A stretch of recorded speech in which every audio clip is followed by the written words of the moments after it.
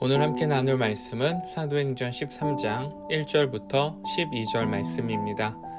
안디옥 교회에 선지자들과 교사들이 있으니 곧 바나바와 느게르라 하는 시므온과 구레네 사람 루기오와 분봉왕 헤롯의 젖동생 마나엔과 및 사울이라.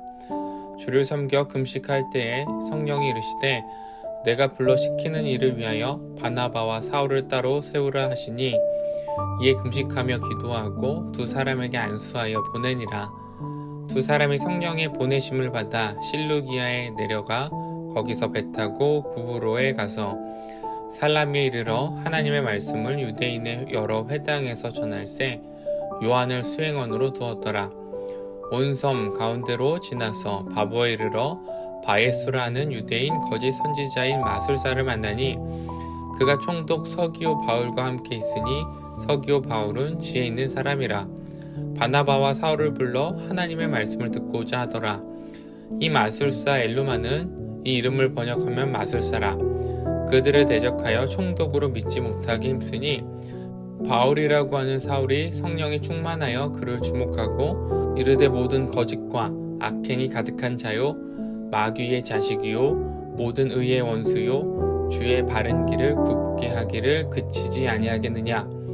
보라, 이제 주의 손이 네 위에 있으니 네가 맹인이 되어 얼마 동안 해를 보지 못하리라 하니 즉시 안개와 어둠이 그를 덮어 인도할 사람을 두루 구하는지라.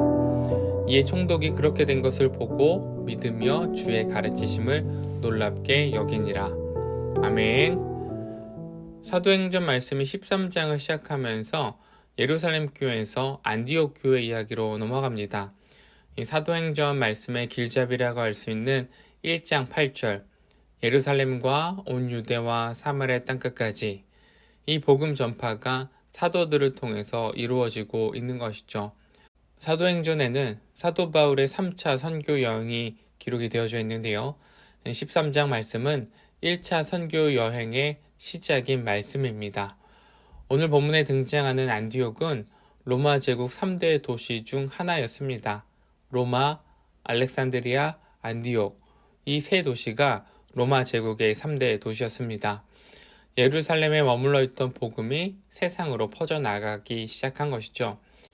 안디옥 교회는 여러 명의 교회 지도자들이 있었습니다. 그 중에 대표 리더는 바나바와 사울이었습니다. 사울은 바울의 히브리식 이름이고 바울은 헬라식 이름입니다. 누가가 사도 바울의 이름을 아직 사울로 표현하고 있지만 선교가 시작이 되면서 사울의 이름이 바울로 점점 바꿔서 기록이 되죠. 오늘 본문 9절에서도 사울과 바울 두 이름이 모두 사용이 됩니다. 안디옥 교회에는 바나바와 바울 외에 느게르라는 시므온, 느게르는 얼굴색이 검은이라는 의미고요. 구레네 사람 루기오와 위로자라는 뜻을 가진 마나엔이 있었습니다. 마나엔을 분봉왕 헤롯의 젖동생이다 라고 말하고 있는데 아마도 마나엔은 헤롯 왕과 함께 양육된 상류사회 출신인 것 같습니다. 그런데 오늘 안디옥 교회에서 바나바와 사울을 세우는 장면이 등장합니다. 선교사로 세우는 것이죠. 바나바와 바울은 안디옥 교회의 핵심 리더입니다. 담임 목사와 수석 부목사라고도 할 수 있는 사람들입니다. 그런데 안디옥 교회가 기도하였고 바울과 바나바를 선교사로 세우게 되죠. 이 성령의 보내심을 받은 바나바와 바울, 이들은 지중해 항구 도시인 실루기아로 향하고 이후 구브로와 살라미로 떠나게 됩니다. 안디옥 교회가 열심히 기도하였고 성령의 이끄심을 따라 바나바와 사울을 선교사로 파송한 것이죠. 그런데 이것은 정말 엄청난 결단입니다. 교회의 핵심 목회자 2명을 선교사로 보낸다? 웬만한 믿음과 기도가 동반되지 않고는 이렇게 결단할 수 없는 것이죠. 그런데 교회가 가져야 할 모습은 2가지가 있습니다. 먼저는 모이기에 힘쓰는 것이죠. 하나님 나라 가족들과 함께 모여서 예배하고 삶을 나누기 위해 모이는 것입니다.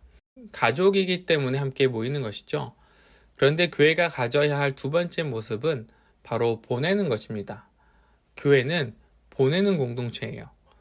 세상에 복음을 흘려보내고 물질을 보내고 사람을 보내는 공동체입니다. 우리 오랫동안 고여있으면 썩어가지만 자연스럽게 흘러가게 되면 깨끗함을 유지할 수 있죠.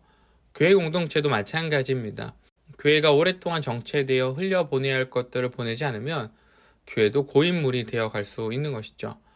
빛 속은 공동체가 세상에 우리의 마음과 사랑, 그리고 복음을 흘려보내는 그런 공동체가 되기를 소망합니다.